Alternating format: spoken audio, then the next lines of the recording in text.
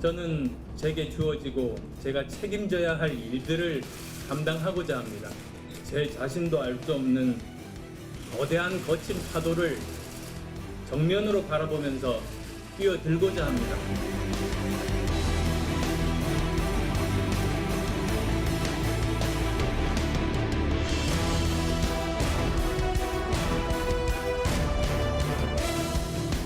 당을 위해서 헌신을 하신 분들이 또 계속 또 헌신을 해 주셔달라고 하는 당부를 해야 되는 상황인데 그런 논의들을 지금 하고 있습니다.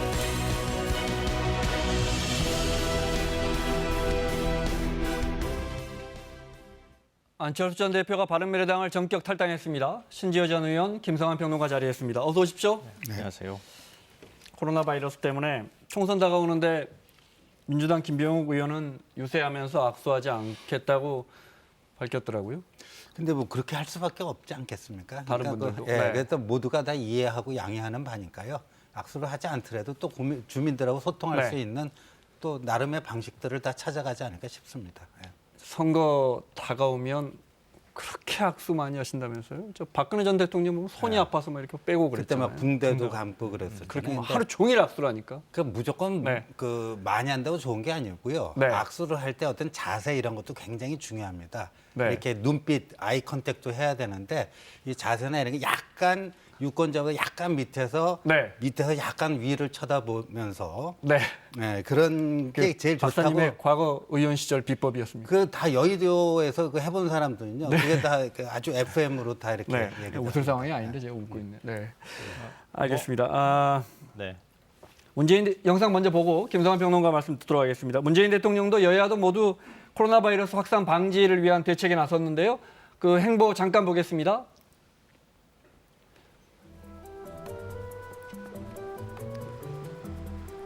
어제 문 대통령 국립중앙의료원 방문했고요. 저 아마 손 소독제 이렇게 마스크하고요. 네. 문 대통령도 어제 악수를 하지 않았습니다. 네. 하나는 이렇게 평가가 있을 정도로 그렇게 강력하게 또 발빠르게 시행될 필요가 있고 국민들에게 하게 공개하고 국민들이 과도하게 불안해하지 않도록 하는 그게 자유한국당도 당내 신종 코로나 TF팀을 꾸렸고요. 이것도 소독제인가?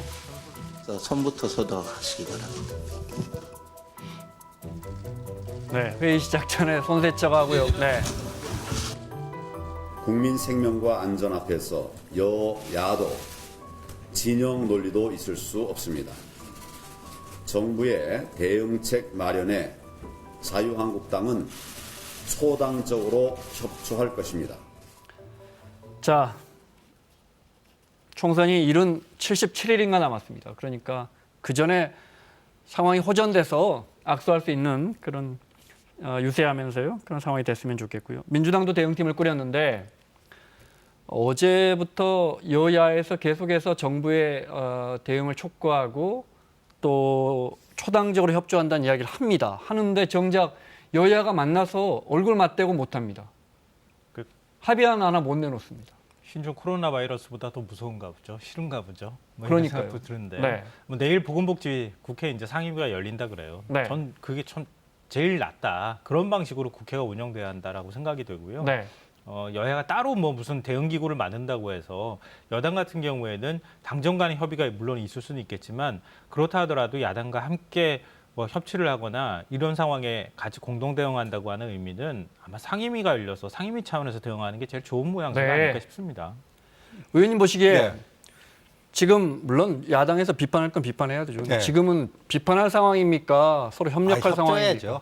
협조해야 됩니다. 물론 네. 이제 이게 정부 대응이 약간 뭐 미숙하다든가 부족해갖고 우리 안타깝게도 막 이렇게 늘어나고 하면 안 되겠죠. 네. 안 되겠는데 이제 이거를 가지고 정치적 유불리를 따지기 시작하면 이제 제대로 된 대처가 안 나오는 거고요. 네. 이제 국가 위기 상황 아니겠습니까? 근데 국민의 생명과 재산을 지키는 일 앞에서 여와 야가 따로 놀 수는 없는 거죠. 그러니까 최대한 함께 할 수 있는 것들을 네. 야당이 대승적으로 함께 하는 자세가 맞다고 봅니다. 네, 이 이번 말씀을 기회에 꼭 좀 드리고 싶은데요. 네. 그러니까 지금 뭐 이제 손 소독도 하기도 하고 마스크를 쓰고 회의도 하고 그러는데 국민을 계도하고 홍보하는 것, 개인 위생을 철저히 하자라고 하는 것 그런 차원에서는 이해할 수 있겠지만 지나친 공포심을 조장할 우려도 있습니다. 정치권에서 그건 좀 절제해야 되고 자제해야 된다고 생각하고요. 그러니까 국민들이 오히려 불안해하고 있을 때 정치권이 이 정도면 우리가 충분히 극복할 수 있습니다라고 얘기하는 게 더 낫다. 네. 우리가 뭐 각종 지금 가짜 뉴스가 쏟아져 나오고 있지만 사실은 우리 굳이 얘기하자면 손 자주 씻고 많은 사람들이 가는 곳에 잘 안 가고 특히 노약자 같은 경우에는 가급적이면 마스크하고 다니고 네. 이런 거잖아요. 국민들이 할 수 있는 일은. 그리고 정부 차원에서 할 수 있는 거는 보건대책이나 방역대책 철저히 만들고 야권에서 일부에서는 뭐 중국인을 입국 못하도록 해야 된다 이런 얘기까지 하고 있는데 국민 청원도 50만 명이 넘었어요. 근데 거기에는 부안해동하면 안 된다고 생각해요. 2015년 우리 메르스 사태 터졌을 때 중국에서 한국인 들어오지 말라고 했다 그러면 우리가 어떤 생각을 했겠습니까? 중국 인구가 14억 명입니다. 우리 국토보다 44배가 더 넓은 땅이거든요.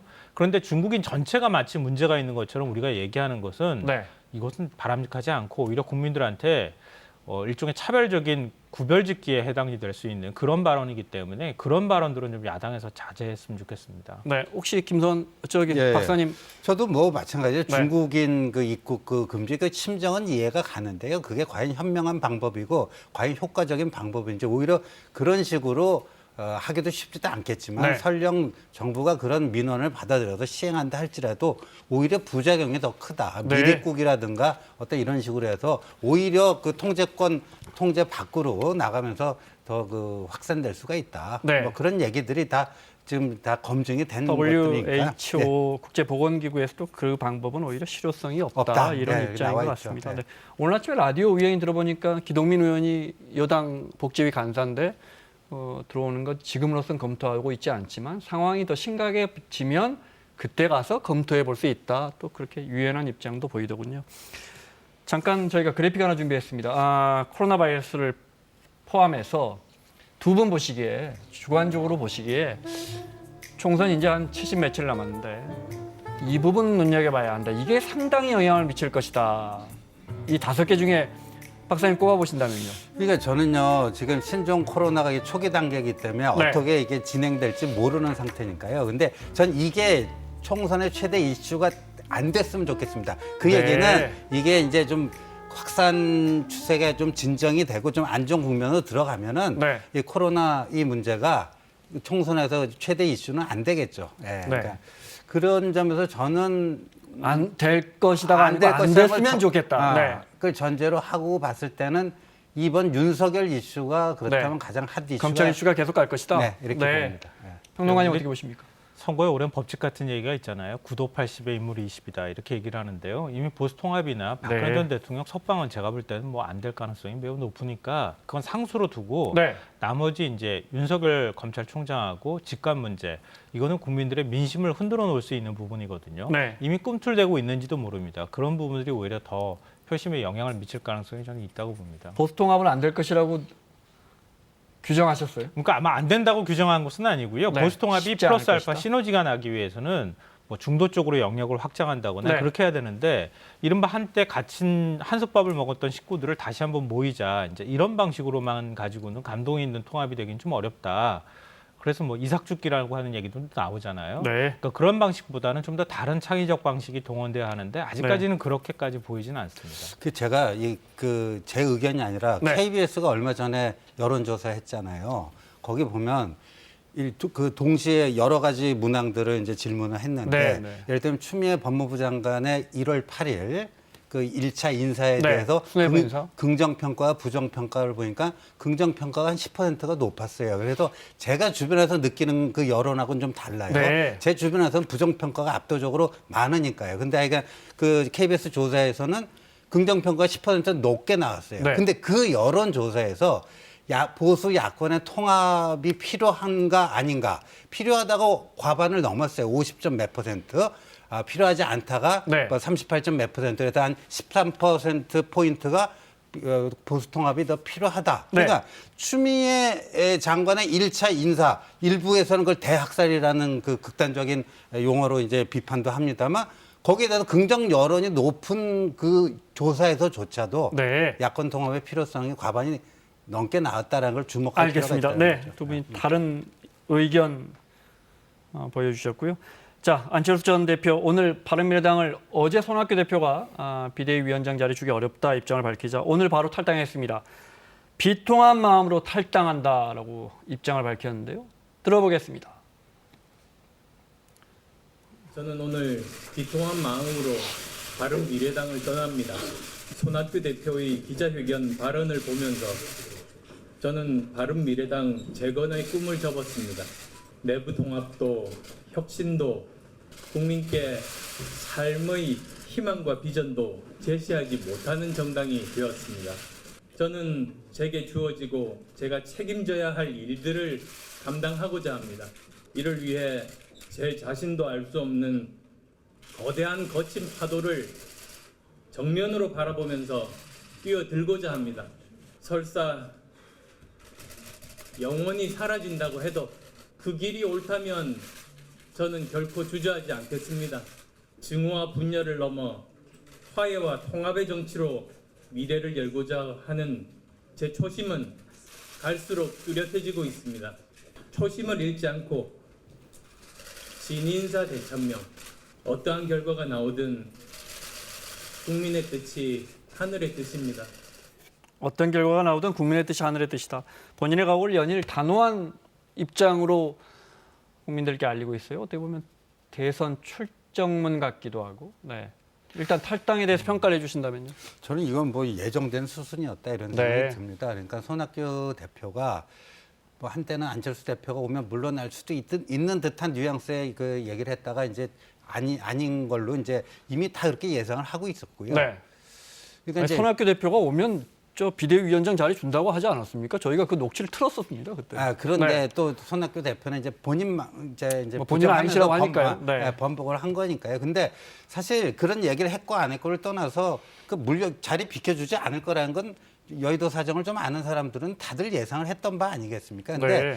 안철수 전 대표가 좀 답답한 거는 정치인은 좀 한 발 내지 반발 정도 빨리 가야 되거든요. 너무 앞서가도 안 되지만 네. 그 리더라는 거는 한 발 정도 반발 정도 약간 속도감 있게 앞서서 이끌어야 되는데 너무 뻔히 보이는 것들을 이제야 복귀를 하면서 확인을 하고 그 다음 수순으로 간다. 이건 어떤 리더의 모습은 아니라는 거죠. 손학규 대표가 비대위원장 자리 주면서 뒤로 물러나면 예컨대 제 생각입니다. 그래서 비례대표의 이름을 좀 올려준다든지 이런 생각은 왜 저 자리를 못 빼주죠? 방금 말씀하시기에 쉽지 않을 거라고 하시길래. 근데 네. 손학규 대표의 경우에는요, 뭐 대통령 빼놓고는 안 해본 자리가 없을 정도로 다양한 자리를 다 경험해 보신 분인데, 네. 뭐 막판에 뭐 비례대표 뺐지 한 번 더 다는데 네. 본인의 무슨 의의를 두고 있거나 그렇지는 않을 거라고 아니 근데 보고요. 지금 계속해서 저 네. 당권을 지킨들 별로 의미가 없다는 건 옥미 다 아는데 네. 왜 저걸 김상현 평론 어떻게 보십니까? 왜 저 자리를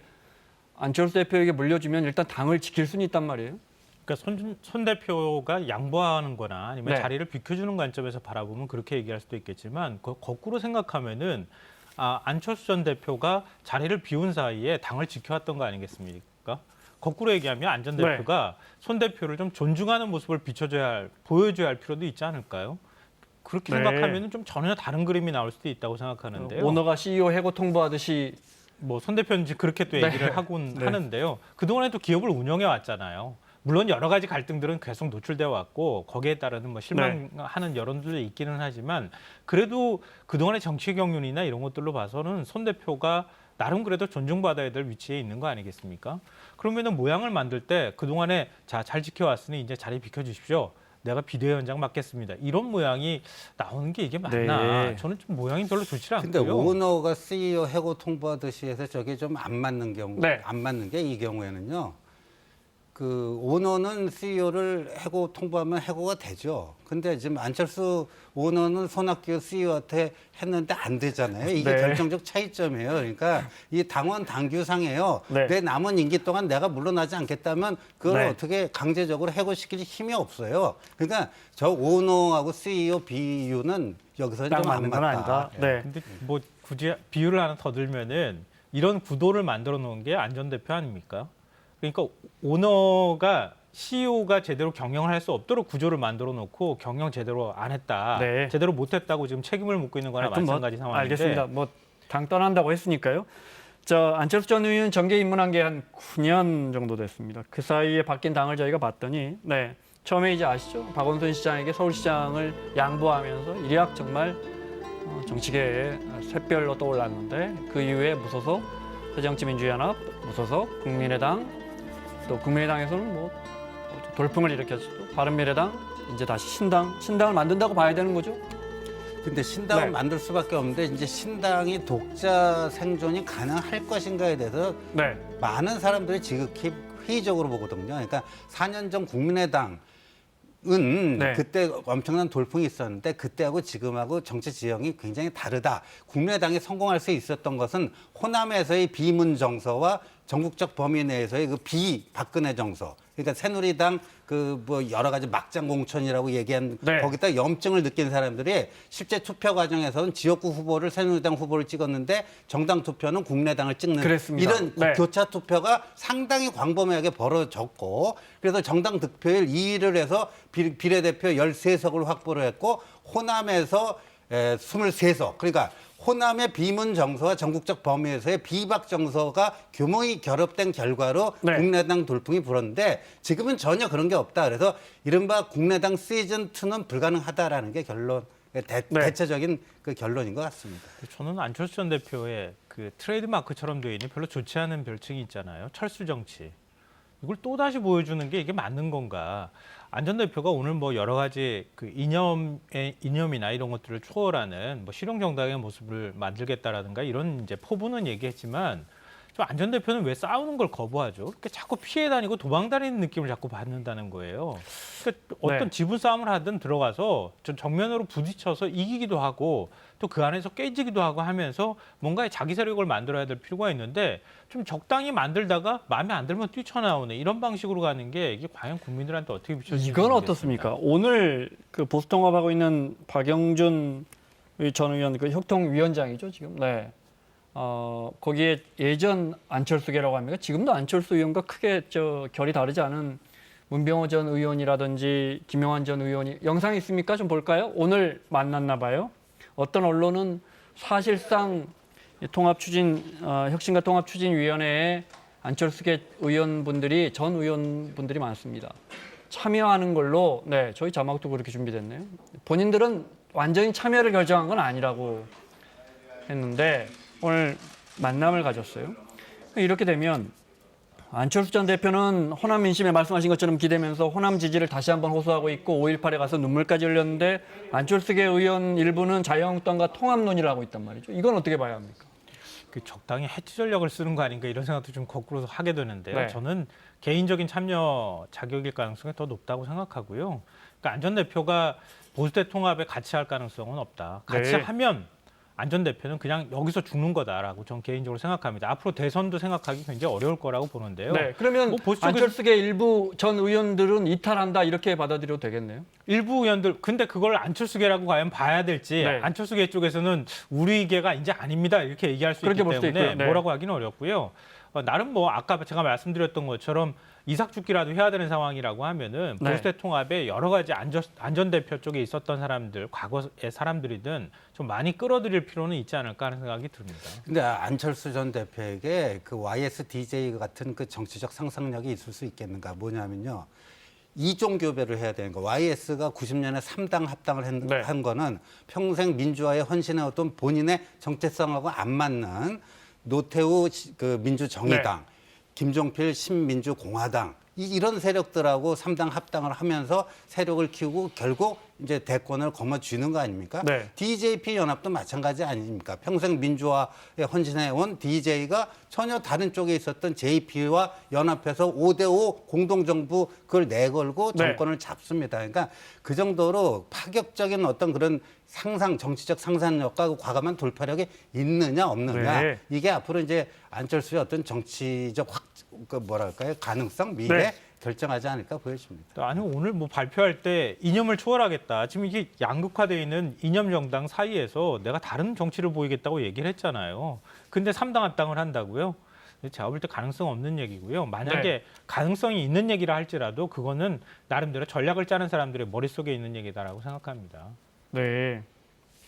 그러면 결국 통합의 비중보다는 특히 보수 통합보다는 신당으로 가서 근데 박사님 생각은 네. 하지만 그 신당이 얼마나 파괴력이 있을지는 지켜봐야 한다. 저는 거의 독자 생존의 가능성이 지극히 낮아 보인다. 네. 근데 뭐 안전대표 쪽에서는 그런 상상을 할 수 있을지는 모르겠습니다. 지금 보수가 계속 굉장히 좀 그 강경 보수화돼 있다 이런 네. 얘기도 하잖아요. 그리고 상대적으로 진보 진영도 역시 결집돼 있는 상황입니다. 거기에 따라서 염증을 느끼는 사람들도 꽤 많이 있는 것도 사실이고요. 그렇기 때문에 양쪽의 이 대결은 문재인 정부 끝날 때까지 계속될 가능성이 굉장히 높다. 네. 내가 그 중간에서 뭔가의 자리를 차지하고 만들 수만 있다 그러면 차기 대선에서 뭔가를 도전해 볼 수 있겠다라고 하는 뭐 전략적인 판단을 네. 했을 수 있다고 봅니다. 알겠습니다. 총선 앞두고 보수 진영에서 지난 이틀 동안 박근혜 전 대통령 석방론이 많이 나왔습니다. 그중에 중요한 사람들 이야기만 잠깐 들어보겠습니다. 제가 직접 우리 전직 대통령들에 대해서 이제는 선처가 필요한 때다. 국민 통합이 필요한 때다. 이런 이야기를 여러 차례 했습니다. 박근혜 전 대통령이 제일 오래 지금 구속돼 있습니다. 1000일이 됐습니다. 그렇지만 이 정권이 응하지 않는 거죠. 제 개인적인 소견입니다. 구정 연휴를 맞았어요. 박근혜 대통령의 석방 소식을 기다리고 있었습니다. 지금 3년이 돼가고 있습니다. 그런데도 이 정권이 햇빛을 못 보게 하고 있습니다. 구속된 지 3년을 넘긴다면은 이 정권 큰 낭패를 볼 것입니다. 이 정권에 책임 있는 사람이 대통령을 비롯해서 나서서 빨리 결단을 내리기를 바라고 있습니다. 지난 19일에 유승민 의원도 박 전 대통령의 사면을 언급하죠. 네. 최대한 빠른 시간 내에 사면이 되었으면 좋겠다는 희망을 가지고 있고. 여기까지인가요? 네. 참 유승민 의원과 박근혜 전 대통령은 참 많은 사연을 갖고 있는데 유승민 의원도 일단 사면은 좋겠다. 네, 이렇게 입장을 밝혔어요. 사면이 가능하려면 일단 최종 판결이 나와야 하는데 파기환송심 일정을 제가 찾아봤더니 3월 초쯤이니까 물리적으로는 총선 전에 문 대통령이 결심하면 이대로 일정대로 간다면 사면이 물리적으로 가능은 해질 것 같아요. 네. 그다음에 어떻게 할까요? 그러니까 저는 이거는 인도주의적 차원에서 좀 접근을 해야 된다. 그러니까 지금 3년 되지 않았습니까? 근데 이게 과거에 이제 79년에 12.12 이것도 이제 내란 대법원에서 그 확정 판결문 보면 이제 내란으로 규정을 했거든요. 네. 그래서 그때 뭐 전두환 전 대통령 같은 경우에 무기징역을 선고받지 않았습니까? 네. 근데 그런 사람도 다 2년 정도 복역하고 나서 다 이제 사면 복권으로 DJ가 사면해 줬어요. 예, 예. 네. 이제 YS 말기 DJ 네. 당선자 시절에 그 YS DJ 합작품이라고 저는 알고 있는데요. 네. 그래서 그렇게 해주듯이 이건 인도주의적 차원에서 해줘야 된다. 일단 저는 그렇게 봅니다. 예. 정치적 유불리를 지금 따질 때가 아니다. 이렇게 정치적 봅니다. 유불리를 좀 여쭤볼게요. 그러면 보수 진영에서는 환영할 거고요. 박 전 대통령이. 네, 근데 쉽지는 않을 겁니다. 총선 앞두고 이렇게 중요한 결정을 한다는 게. 그런데 만약에 한다면 보수 진영에서는 환영할 거고 진보 진영에서는 법과 원칙을 지키지 않는다고 해서 실망하는 목소리가 나올 수도 있고 또 중도 진영이나 이런 데서 뭐 3년 정도 살았으면 뭐 이런 목소리도 나올 수 있고. 유불리가 어떻게 될까요? 근데 표심이. 네. 이게 보수 진영에서 다 환영은 할 텐데요. 네. 이게 이제 정치적 선거 유불리로 보면요, 이게 양날의 칼이 될 수가 있다라는 거죠. 그러니까 박근혜 전 대통령이 석방이 돼서 나를 밟고 가라. 보수는 좀 일치 단결해서 대동 단결해서 나는 이제 과거의 사람이니까 나를 밟고 미래를 향해서 일치 단결해서 전진해 줬으면 좋겠다. 이런 정도 메시지를 내주는 걸 가장 바라는데 네. 그게 아니고 이제 그 지난 그 세월 탄핵에 대한 여러 가지 그 감정적 이런 게 이제 앙금이 남아 있는 상태에서 네. 거기에 대한 뭔가 그 얘기가 나오면 이게 자칫 잘못하면 보수 내분이 총선을 앞두고 네. 보수 내분이 분열이 아주 극심하게 일어날 수가 있는 거죠. 그러니까 네. 그런 점에서 양날의 칼이 될 수가 있죠. 사실 저희처럼 방송하는 사람은 지금 이렇게 저희가 합리적인 추측을 하는 것과 다르게 실제 석방된 박 전 대통령의 얼굴이 화면에 비추는 순간 여론이 말씀하신 것처럼 어디로 튈지는 참 예측하기가 어렵습니다. 방금 전에 말씀하셨던 얘기가 계속 지난해부터 나왔던 거 아니겠습니까? 그러니까 문재인 대통령이 사면을 통해서 사면 카드를 꺼내들면 보수가 분열될 것이다. 오히려 그걸 역으로 이용할 것이다. 이렇게 보수 진영 쪽에서 얘기했었잖아요. 그러니까 정치적 레토릭으로는 사면을 해야 된다고 주장하면서 실제로 사면을 하면 오히려 걱정스러운 부분들이 더 많다고 얘기를 해왔던 건데 네. 지금 그러면 왜 사면론을 또 꺼내느냐? 사면이 진짜 가능성이 있느냐? 제가 볼 땐 가능성 제로거든요. 그러니까 전두환 전 대통령 사면하고 나니까 무슨 일 벌어졌습니까? 전두환 씨 지금 어떻게 하고 다니고 있습니까? 다 보고 있잖아요. 그러니까 사면의 전제는 박 전 대통령이 자신의 잘못을 인정한다거나 아니면은 보수 진영 내부에서 박 전 네. 대통령은 억울한 희생양이라고 얘기하는 주장을 접던가 네. 그렇게 해야 사면이 이루어지는 거 아닙니까? 그러니까 그런 조건 없이는 저는 뭐 사면이 안 된다고 보는 거고요. 만약에 지금 그 사면론이 계속 나오는 이유는 제가 볼 때는 분당될까 봐 걱정되는 것 같아요. 보수 통합이 이루어지려고 하는 건데 지금 TK 물갈이 한다고 하는데 TK 의원들 중에 상당수는 뛰쳐나갈 가능성이 있거든요. 네. 가면 어디 가겠습니까? 우리 공화당으로 갈 가능성도 있거든요. 그러니까 박 전 대통령 사면론을 통해서 자유한국당이 그 사면론에 대한 주장의 가치를 먼저 선점해서 가지고 가고 그다음에 TK 물갈이나 이런 것들은 불가피한 조치라는 것을 설득하기 위한 전략적인 포석이 있는 것 아닌가라고 생각합니다. 박 전 대통령 석방 이유를 여쭤봤는데 석방 가능성이 제로라고 하시니까 뭐 더 여쭤볼 게 없습니다. 네. 30분에 정부가 보건복지부가 코로나 바이러스 관련해서 발표가 있나 본데 저희가 직접 연결해 보겠습니다. 시간이 한 4분 정도 남았습니다. 민주당 이야기 그 사이에 좀 해보겠습니다. 김의겸 전 청와대 대변인 어제 불출마를 권고했다가 입장이 안 나오고 일부 보도를 보니까 김의겸 대변인이 군산에서 유권자만 보면서 묵묵히 가겠다, 뚜벅뚜벅 가겠다 이런 입장이 나오니까 오늘 다시 여권에서 불출마 권고에도 출마하면 절차대로 진행하겠다 이런 입장이 나왔어요. 이거 뭐 해석을 좀 해주세요. 그러니까 김의겸 전 대변인은 본인 스스로가 거취에 대해서 결단을 해야 될 때가 왔다고 저는 생각하고요. 개인적으로 민주당 입장에서 고민스러운 지점이 있을 겁니다. 그러니까 그러지 않아도 뭐 대한신당부터 민주평화당까지 호남이 여러 개 지금 당으로 쪼개져 있는 상황이잖아요. 그러니까 선거를 치르게 되면 김의겸 전 대변인이 어느 정도 지금 지지율이 나오는지는 모르겠지만 쪼개진 상태에서 뭔가 확실한 대안이 들어가지 않는 한 그러면 다른 당한테 군산을 빼앗길 가능성이 있다. 이게 이제 고민의 지점이 아닐까 싶습니다. 그런데 김 전 대변인이 출마를 함으로 인해서 전국 판세에 영향을 미치는 것 때문에 민주당 입장에서는 가급적 출마 안 했으면 좋겠다는 쪽으로 좀 생각을 하는 것 같아요. 근데 김 전 대변인은 일단은 그 경선까지라도 날 붙여줬으면 좋겠다라고 지금 주장하고 있는 상황인 것으로 보이고요. 근데 저는요, 김의겸 대변인 3번이나 보류시키고 뭐 일부에서 이제 불출마를 권고했다 이런 얘기까지 그래픽을 나오고 다시 한번 보여주십시오. 근데 황운하 전 울산 경찰청장은 적격 판정, 방금 전에 기소됐더라고요. 검찰이. 그렇습니다. 기소를 했던데. 송철호 시장도 기소한 것 같아요. 송철호 시장도 기소를 하고요. 근데 이렇게 우리가 그 어떤 형평성, 공정한 어떤 인사 기준으로 보면은 김의겸 전 대변인의 경우는 형사사건의 피의자가 아니죠. 부동산 투기가 도덕적으로는 문제가 될 수 있을지언정 무슨 실정법을 어기거나 한 거는 전혀 없습니다. 아직까지는.